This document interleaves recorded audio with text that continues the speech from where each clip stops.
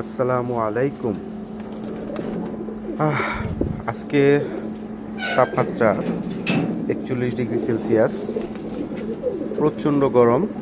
Hit wave চলতেছে এখনও over the Bangladesh, still running heat wave. তো যাই হোক, মোটামুটি সূর্যের যে তাপ, কবুতর পাগল হয়ে গেছে পানির জন্য। সেই জন্য পানিতে একটু স্যালাইনের ব্যবস্থা করলাম, এখন দিয়ে দিব। দেখুন সবাই, কবুতর পানির জন্য কেমন পাগল হয়ে আছে। এই যে দেখেন। তো আপনারা সবাই চেষ্টা করবেন নিয়ম মতো কবুতরকে স্যালাইন, লেবু পানি বা আখের গুড় এগুলোর মিশ্রিত শরবত দেওয়ার জন্য। তাহলে ইনশাল্লাহ দেখবেন কবুতর সুস্থ থাকবে। বাকি কবুতরগুলোকেও দিয়ে দেই। গরমে কবুতর পানির জন্য পাগল হয়ে আছে।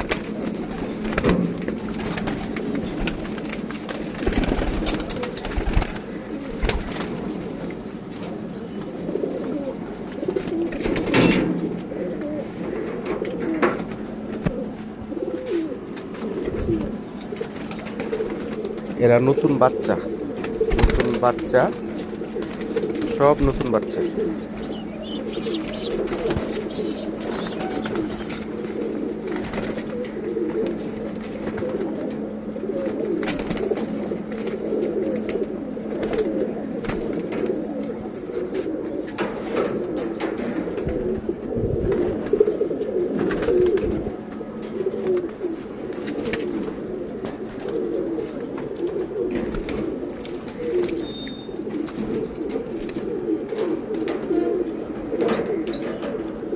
তো যাই হোক, আপনারা সবাই চেষ্টা করবেন কবুতরকে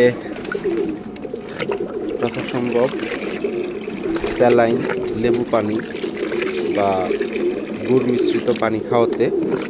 ইনশাল্লাহ কবুতর সুস্থ থাকবে, কবুতরের ভিতরটা ঠান্ডা থাকবে।